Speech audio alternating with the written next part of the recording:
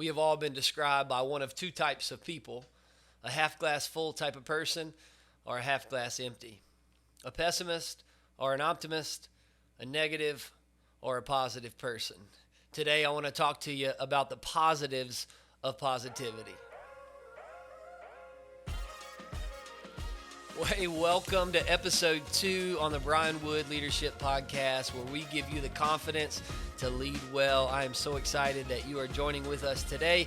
Whether you're listening on a podcast platform or watching on YouTube, it would mean so much to me if you would subscribe, follow, like, leave us a review, leave us a comment. Any type of interaction or engagement will help us gain traction as a brand new platform. And I'm excited to help people gain confidence to lead well in whatever context they are in. It's launch day. I hope you listened to number 1. We are rocking right into episode 2. I told you last week on the first episode that we're going to release both of these today on launch day. And I am so excited and honored that you would take the time to listen in to what I have to say. And so I hope you gain confidence in your leadership. And so today, the positives of positivity. And so I want to kind of get our brains going here and get us thinking for a little bit. For starters, I think that we can all envision or see and feel the emotions of what it feels like to be around someone who is positive.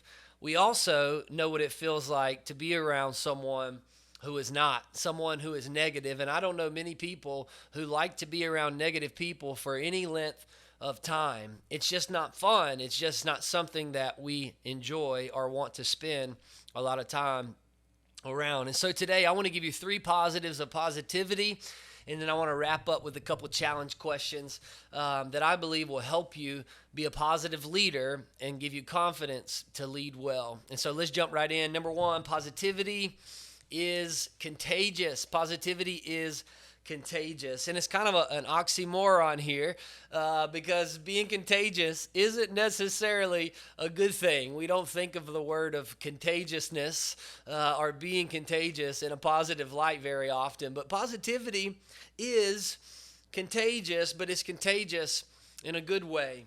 You see, positivity breeds positivity, and as a leader, you have the ability to change the environment, the mood, the culture, the temperature, and the vibe, energy, if you will, in any environment, whether it's a workplace, whether it's your home, whether it's your neighborhood, a sports field, no matter where you are, positivity has the ability to influence that and to impact the culture of that environment. And so I get it, though. There are some people who honestly are just they're just negative people, right? Like, not to be mean, not to be ugly, but we all know people like that. And I would say that their hearts aren't quite suppressed enough, speaking in medical terms here, for the contagiousness to infect them, right? We all know people like that. I get it. But for the most part, I believe that positivity is so contagious that it will rub off on those that are around us. And as leaders, it's so important for us to be positive as we lead others, as we influence others. The problem is, negativity is just as contagious. Let me kind of give you a few things to chew on, hopefully bring this to life a little bit. But when you walk into a room or an environment where the energy is good, the vibe is nice, and there's just positivity all around, it's not very hard to be positive, is it? Right? Like, you just kind of go, you flow with what's there. It's easy to be positive because those around you are positive, and you just fall right into to the temperature of that room. But as leaders, we don't always have that luxury, right? Matter of fact, in life, we don't always have that luxury. We're not always going to walk into a room or an environment where everybody is positive and just in a great mood and things are amazing. And that's where the challenging part comes in. When you walk into a room or an environment where the energy is off, the vibe is down, and there's negativity all around, because our natural tendency, just like it is to follow the flow and the temperature of the room when it's positive, we also follow the flow and the tendency to follow the culture and temperature of the room when it's negative, and their negativity has now infected us. But we, you, me, we're leaders.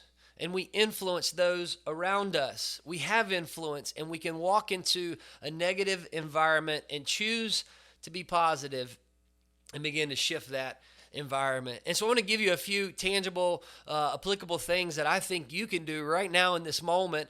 Maybe not in this exact moment, but in your context that you're leading in, whether it's, again, at home, at work, whatever it is, that you can do to help being contagious, to be contagious in positivity.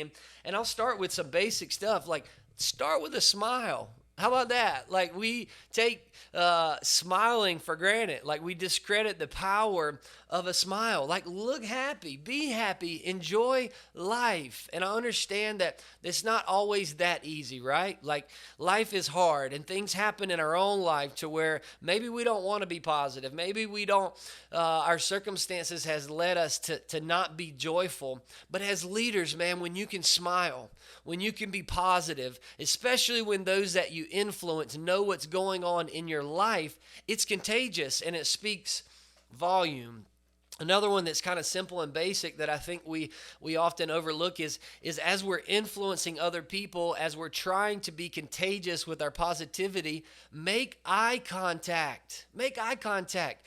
How often do we walk into a place, we know someone is having a bad day, we sense the negativity coming off of them, and the first thing we do is look the other way. We try to avoid them. We try to get away because we say, man, I'm having a good day and they are not about to mess up my day, right? What if we just looked at them in the eye? What if we make eye contact with them and we allow them to see the sparkle and the glow and the joy and the positivity that's in our life, and we infect them with that? Sometimes this looks differently as we display our positivity. Like, for example, there's an aspect of, like, sometimes you just got to be a cheerleader, right? Like, that's me naturally. Like, I'm coming into office, I'm going to be singing. I can't sing very well, but I can hit a note or two, but the other four are off. But I'm gonna make a joyful noise, right? And I'm going to be that cheerleader. I'm going to boost that environment, and you have the ability to kind of cheer that environment on, just like a cheerleader would be on the sideline of their team. Like, and that is contagious. Maybe it's going and sitting beside someone who isn't having a positive day and displaying any traits of positivity. And instead of being that cheerleader, you sit down beside them on a personal level and you just say, hey, how's your day going? How are things going for you? Maybe they came in that day and they don't feel seen or known or heard, and you taking that moment to be positive and speak life and be a light into their life, it becomes contagious to them. Maybe it's asking someone who's not so positive, what can I do for you? What can I help you with? Are there tasks that I can take off of your plate? Whether it's a spouse, whether it's a child, whether it's a coworker, whether it's someone under your leadership, whatever it may be. Listen, positivity is contagious. There's so many options for us to leak and lead with positivity because it's contagious and it will infect those that are around us. So leaders, let's be contagious. Number 2, positivity is empowering. Not only is it contagious, it's empowering. This is what we do as leaders. Remember, we have influence. Therefore, we are leaders. And when we are leaders that influence, we empower. And I don't know about you. I don't know that I've ever empowered anyone with a negative attitude. I don't know that I've ever come to someone in a bad mood and with this negative spirit, this half glass empty, glass half empty, however you say that, this just cruddy attitude, and ever empowered anybody. Like, why do they want to hear anything from me when I'm, have this negative mindset? Like, we have that positivity that's contagious, and it leads us to empowering others. I have several mentors in my life, and they all kind of serve in different capacities, some from a pastoral role, some from leadership, some from family, marriage, parenting. Like, I try to have a voice in my life in each aspect, and I'm not perfect at it, so I'm not here to pretend that I have it all together. But there's one in particular that I have who is a really close friend of mine, a brother of mine, if you will, and he's the kind of guy where he's my safe space, if you will. Like, we all have bad days, okay? I'm not downplaying that or negating that. And he's my person, my place where I can go and I can vent. Because venting can be good, right? Like, we don't want to vent and be negative all the time, but sometimes we just got to decompress and we got to let things off of our chest. And he would just listen to me. And he'll just listen to the nagging and complaining, griping, whining, if you will, as I vent. And sometimes it's real, and sometimes it's just straight emotion, and I need to get over myself.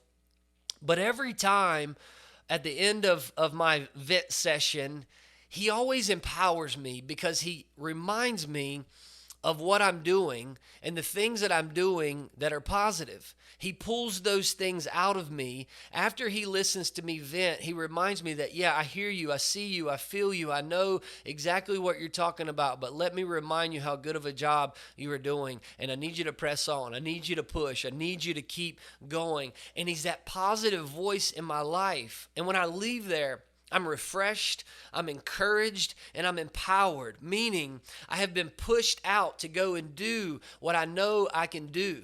I've been pushed out, I've been challenged, I've been empowered to go. And what happens is when I do that, when I'm reminded of what I'm able to do and what I'm capable of doing, it gives me the confidence to go out and do that because his positivity empowered me. Think about that, leaders. You have the ability to empower people by being positive. And that's what we do as a positive, empowering leader. We get to pull the best out of people. We get to see things in their life that they can't see. We get to empower them into the future when they can't see past the present. We get to push them to their potential, and it gives them the confidence to lead well. Positivity is contagious. And it's empowering to those that we have influence over.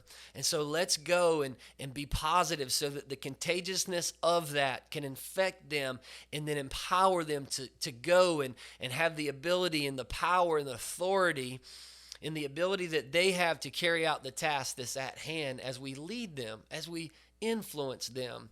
Let's be empowering leaders because there are many positives to positivity. Positivity is contagious, and positivity is empowering. And the third one I want to spend a little time on, and then I'm going to give you some challenge questions at the end, is positivity builds relationships. Positivity builds relationships. As I've mentioned in episode 1 and also here in episode 2, not many people desire to lead in many different capacities, right? Like, we have different leaders on different levels, and we all influence on certain levels, and some want to, lead thousands, and others are like, no, I'm just going to lead right here in my home with the 3 kids that I have, and there's nothing wrong with that. And my desire for this podcast as I deliver content is to speak to wherever you are in leadership. And so I say that to say, I want to give you an example as I talk about this with positivity helping and building and improving and growing relationships. That's not an organizational example. Meaning, I want to give you an example that I've seen this positivity build relationships. I've seen it play out in my home with my children. And so I always want to try to use examples to where you don't just think, oh, well, I don't lead an organization, or I don't have a business, or I don't have this, and therefore this doesn't apply to me. I want to bring it down to a level of leadership that happens in the home, and then show you how that plays out, and then you can pull those principles out and apply it to any context. I have 3 kids at home with me. We have 2 international adoptions that are pending. But right now, my oldest is 14. And if you are a parent, you know that if you have multiple kids, every child is different. Like, they're so different. They're so alike, yet so different. They all have different personalities, wirings, giftings. They all respond differently to different things. And you have to learn to navigate and parent in ways that speaks to each of those, each of your children. And so my oldest, as you know, I'm a very passionate and kind of intense guy sometimes. And my oldest boy, he struggles with that intensity of mine. he struggles with like sometimes the overbearing, overwhelming passion that comes out of my life in regards to tone, in regards to energy, facial expressions, demeanor, specifically when I'm trying to teach him, coach him, or even discipline him. He has a hard time with that. And so what I have to do is I have to use different tactics with him because he actually takes my passion and my intensity and he perceives it as negativity. And so when he perceives that as negativity, he shuts down. And so he's perceiving what I'm doing as negative, and therefore it actually tears down the relationship rather than building it up. And so I have to do different things with him and use different tactics so he can see actually what I'm trying to do is positive, which then results in our relationship growing and being built stronger together. And so I have to speak differently to him. I have to choose the environment differently with him. I have to choose the timing differently than him. And I have to attempt to make all of those things as positive as I possibly can, even if it's just his perception that he sees it as negative. I have to change all of that. And some of my best teaching, coaching, kid raising conversations that have strengthened our relationship together, me and him, my oldest boy, have been those that I've been super intentional about making sure that he perceives me as positive. And sometimes I have to tame down a little bit. I can't be so passionate. I can't be so intense because he views those as negative. That was a lot, and I hope it made sense. Let me give you a few examples to bring that together. For him, instead of saying, don't do that, I may say, have you ever thought about trying it this way? Because as soon as I say don't do that, it's negative and it doesn't build anything in our relationship. Even if I'm right, it tears him down and he stops and he views it as negative. Instead of saying, that's the dumbest thing I've ever heard, right? Like if you have teenagers, trust me, you've probably said that statement or at least thought it a time or a million. I may say, tell me how you came up with that. Tell me how you came up with that, because obviously that's a pretty negative statement. That was dumb. How did you come up with that? That's the dumbest thing I've ever heard, versus the positive of, hey, help me understand that. Explain that to me. How did you reach that solution? How did you reach that mindset or perspective that you have in a certain situation or whatever it may be? Instead of disciplining him in a familiar, comfortable place with distractions, like in our home, his bedroom is like his safe place, and I can't discipline him there. He doesn't do well, and what I have to do is I have to take him out sometimes alone. Maybe it's outside shooting basketball, throwing baseball. Maybe we'll get in the truck and go for a ride, or we'll go somewhere to where I can get alone with him, change the environment. And then all of a sudden, as I'm speaking to him in a different environment, he begins to perceive me in a positive light rather than a negative. All of that to say that when we are positive, it builds and strengthens those relationships. And so positivity, it builds relationships, but relationships are complicated, right? And so we have to figure out, what does positivity look like in each of our relationships of those that we have influence over. And so again, maybe it's a child, maybe it's a coworker, maybe it's, whoever else that you have influence over. How can you be positive into their life, because it's contagious and it's empowering, that will lead to your relationship being built. It will lead to your relationship growing. It will lead to a greater level of trust and even empowerment. And so I don't know if you were thinking of a specific relationship right now. I would hope that you are. But figure out what it is that you've got to tweak for them to perceive you in a positive light so that you can build the relationship with them, because positivity, it's contagious.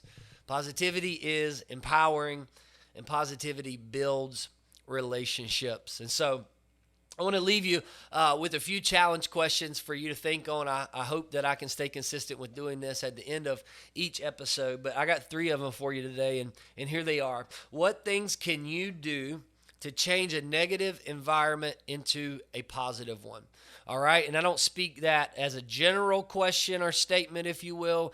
I want you to think about what environment is in your life, whether it's work, whether it's home, whether it's the ball field, whether it's a club you're in, a team you're on, whatever it may be. How can you change that environment that you're thinking about right now that's negative into a positive one? How can you be contagious? How can you empower? And how can you build those relationships? What things can you do? Number two, the people that you have influence over. What can you give them the authority or power to do that will allow them to have more confidence in themselves? Remember, positivity, it's empowering. Empowerment is essentially giving someone control and the ability and the power and the authority to go out and do something, even if it's not the way that you would do it, and allow them to gain confidence in themselves. You have influence over people. What are those people? Maybe it's one, maybe it's 12 that you can empower today by giving them authority to go do something that will help them gain confidence in themselves, because that is positivity. And number three, what relationship in your life is not as healthy as it could be because you haven't been very positive? What relationship in your life is not as healthy as it could be because you haven't been very positive? Change those things. Figure out those tactics. Figure out those strategies. Do whatever it takes to be positive in their life and to make sure that they perceive you as positive. Again, sometimes with my son, I think I'm being positive. He perceives me as negative. And so that one is a little bit challenging and complicated. But how can you be positive in their life to build that relationship? Hey, that is it for episode number 2, the positives of positivity. There are plenty more. I thought I'd keep it simple and just give you 3 of those. Again, so honored that you would take time to tune in. Our next episode, again, we drop them first and third Monday of every month. And so we dropped 2 today. But in 2 weeks, the third Monday of September, we're going to be dropping episode number 3. I can't wait. I'm so excited about this. And again, I would love, it would mean so much if you would help me out. Not for the sake of me. I don't need anything. I'm just being obedient to what God has called me to do. But I hope that it's added value to your life. And if it has, share this with someone. Again, leave us a review, subscribe, comment. And man, let's change the world together because we're leaders. And so I hope that I can give you the confidence to lead well in whatever environment you are in. Until next time, I'll see you.